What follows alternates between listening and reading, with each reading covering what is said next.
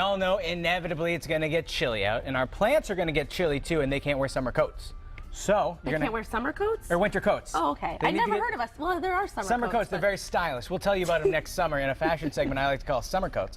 But now we're talking about taking your plants in. For the cold weather. Because they can't wear winter coats. So we're here with Ed Sort of. He's the green thumb guru from Master Gardeners Association, and he joins us to talk about bringing your plants in for the winter. Or maybe winter coats for plants. Are those a thing? They will be. I think that starting here they will be. That's what I'm saying. I think that might be your $1 million idea. Just adorable little coats for your plants. But in the meantime, we have practical solutions. So we have to bring all these plants that we've been leaving outside, inside. Yeah. How do we do it, and why do we do it? Well, the best thing that we did do this year was bring all our house plants outside for the summer. We put them in the shade to start, and then if they were a plant that liked the sun, we put them in the sun. And then they all got really robust because they're in an environment they liked. Now, is there still time, if people are watching this now and knowing it's a warm day today, can you put your house plants out for a day or a week? Well, you can do it, yeah, you can still do that. You're going to be transitioning back to a winter state inside the house, so I don't know if you really get that much. You should have done that earlier in the season to do. So it might be too late to send them on vacation outside. Yeah, it's a little late right now. Too bad, so sad. So what you want to do is when you are looking at your plants, you're getting ready to come back in, you want to actually check your plants out for a few things. You don't want to bring any insects inside the house, and so you want to get rid of them at first. So the best thing to do is take your plants and give them a good once-over look. Now, we have this primrose here.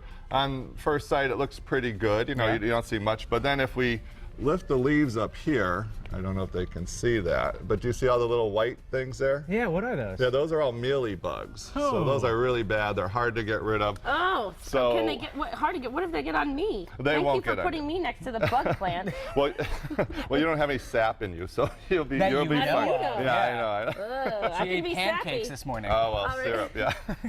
So what you would do with this plant, this one is actually going to go in the house. I just brought this to show you. This was stressed over the summer, so when a plant is stressed, it's more susceptible to insects. So this one got that. So what you would do is you would spray it with maybe a nice insecticidal soap and do that a few times. Usually it's like maybe every 5 days because you also want to get the next batch of bugs that are coming up the eggs and things like that. An insecticidal soap? Yeah, yeah, an organic soap. You can also do it with a few drops of a dishwashing detergent. Oh, okay, mixed with a lot of water. Yeah, and then that will smother the insects and the eggs. But you have to do it a few times, so like every 5 days to get the next batch that comes out, and then it really cleans them up. Huh. So you want to do that. The next thing you do with the plants are, once you found that and you trimmed it up, made it look nice, now you want to see if the plant has enough room for the winter. So I have a little elephant ear here. So you just unpot it, and you can see how this guy is really root bound. Yeah. So I would imagine that does not have enough room for the winter. Yeah, it does not. It's going to go a little dormant, but it'd be best to give it a little bit more room so it can have a little more moisture retention in it. Now with this plant, if you put it in a pot like this, it would basically drown. It'd be too big in the pot. You don't want to do that. So you want to try to find the next size up. So this is a nice size pot. It's just that size there.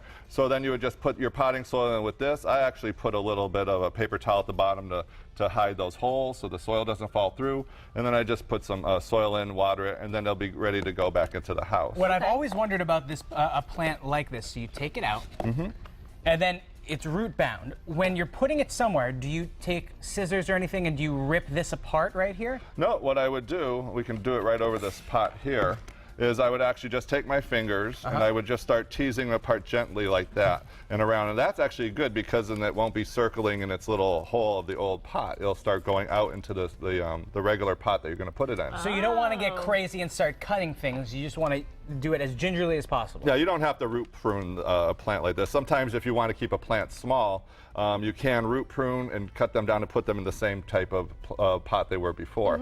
The other good thing about taking your plants out of the pot like this is that you can actually see if there's any other problems in there because they were outside for the summer, there could be slugs hiding in there or some other kind of insects. Actually this morning I was going to bring a different succulent. There's a little succulent here, and I was going to show you about problems with it, but it actually had a nest of ants in there. Oh. So thank you for leaving that at home. Yeah, that's the best. I mean, you brought these mealworm bugs. Oh yeah, well yeah, the mealy bugs, but so what I did with that plant is actually I had a 5-gallon bucket and I just put full of water and I submerge the plant for an hour or two. And then the ants actually leave and they drown, so you get rid of them and they're ready to go in for the winter too. Huh. Okay, that's how you do that. Now, here's my question. We're looking right now at the succulent planter, at least we just were.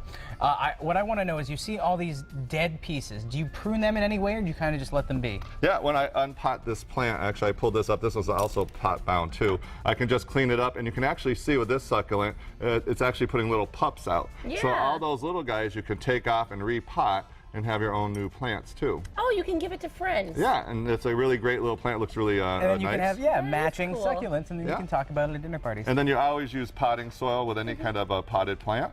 And then you can actually, for succulents who like drainage, you add a coarse sand to it, maybe a fifth of sand, mix it up. In with your soil. And with your soil, and then you'll have good drainage for that, cacti, anything that would like to have a better drainage. Let's talk about these larger plants over here. What about these in terms of bringing them in for the winter? Okay, well that's a Madagascar jasmine. If you smelled the flowers, they smell amazing. They're really great fragrance. Actually, will flower in the house a bit too. Really? That guy I brought in to show that he is not going to like to be outside when the nighttime temperatures get below 50 degrees. So you'd have to start watching the temperatures and start bringing him in earlier. Other plants you can keep out later. This euphorbia, it doesn't like it below 40 degrees. So you can keep it out.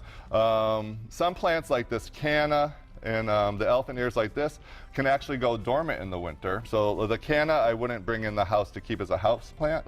I'd keep it in the pot, let it dry off, let it die down, and just put it in the basement where it doesn't freeze. Is that like a hibiscus? You would do the same thing, or no? No, the hibiscus you would try to bring in the house, keep it very warm, Keep and it as warm? much sun as possible, and that would be good for that. Now, Ed, unfortunately, we are out of time, but real quickly, you have something great going on with the Master Gardeners Association. More information is going to be on our website, but summarize what people can find on mymassappeal.com. Okay, every couple of years, the Master Gardeners actually train new Master Gardeners. And so until October 1st, they're going to be taking applications for the new Master Gardener class. You can go to wmmga.org or on your website to find out all the information, the application, and the things you learned, and they have So we can learn to be like you. Well, sure, if All you right. want. See you there in And 50 that's years something- when I'm sort of Master Gardener. Sort of, Master Gardener? Sort of Master There you go. Ed, Green Thumb I'm working Guru, on it. pleasure to have I've you gotten here. better thanks to you. Now, Thank you. we're talking about